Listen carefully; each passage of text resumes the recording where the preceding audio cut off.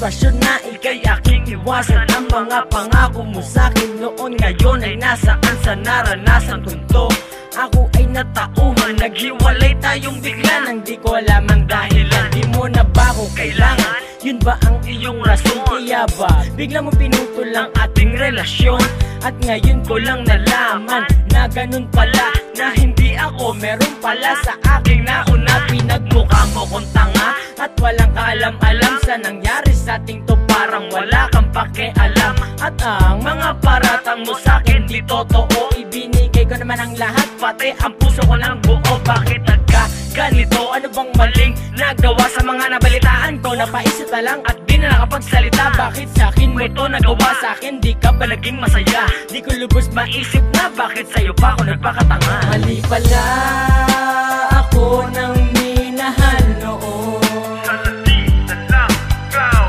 Ang pinaglaanan ko ng panahon,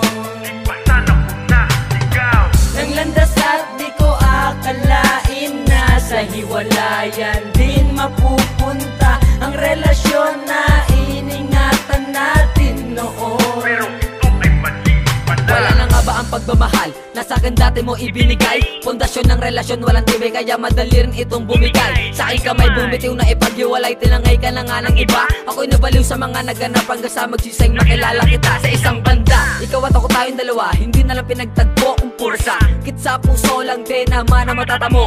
Ako'y tuliro sa pag-ibig sa'yo, kaya bakit mo ba ako ginaganito? Buhay mo kaya ko, yan ang sabi mo sa'kin, hindi pala yun totoo. Naniwala ako, pinaliwala mo ang pagmamahal kong sa iyo nilaan. Ngayon nasan ka? Mga pangako mo sa'kin di na panindigan sa kagubatan. Ako'y naligaw na di ko makita ang daang palabas. Nakamandag ako ng pagmamahal mo, isa kang ahas na mapangahas sa bawat ikwas ng buhok mo na sumasabay sa magandang katawan. Nagayuma ako ng mga mata mo na magkatitigan sa malapitan. Nagkayayaan uminom na lasing hanggang lumabas din ang totoo na hindi pala talaga ako ang unang minahal mo. Mali pala ako nang minahal noon.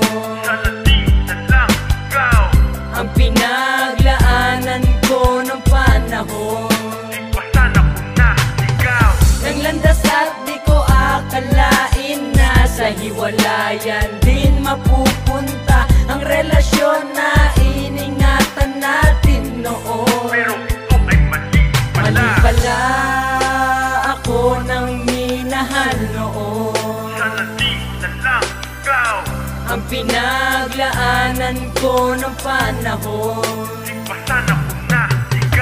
nang landas at di ko akalain na sa hiwalayan din mapupunta ang relasyon na iningatan natin noon. Pero ito ay mali pala. Mali pala ako nang minahal noon. Ang pinaglaanan ko ng panahon,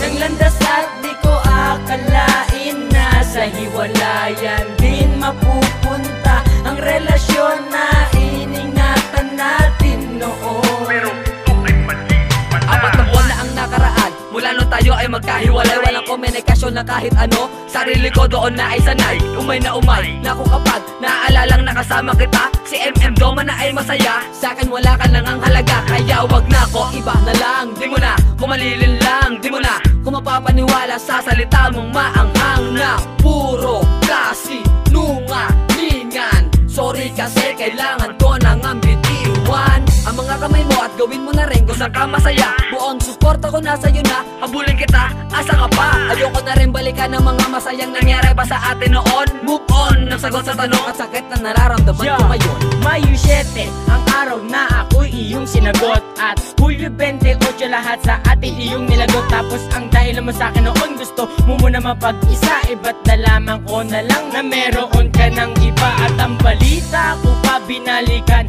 mo yung ex mo. Kaya paano mo masasabing si Lil Kicks ang first mo? Grabe ka, siguro nga lahat ng to ay tama na. Minahal ko ng sobra, bakit ba kasi ikaw pa?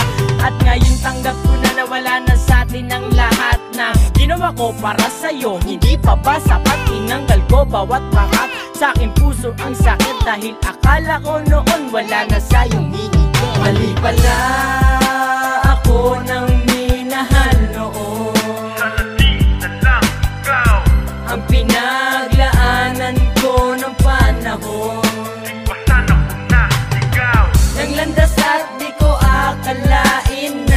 hiwalayan din mapupunta ang relasyon na iningatan natin noon. Pero ito ay mali pala. Mali pala ako nang minahal noon. Sana di na lang ikaw Ang pinaglaanan ko ng panahon.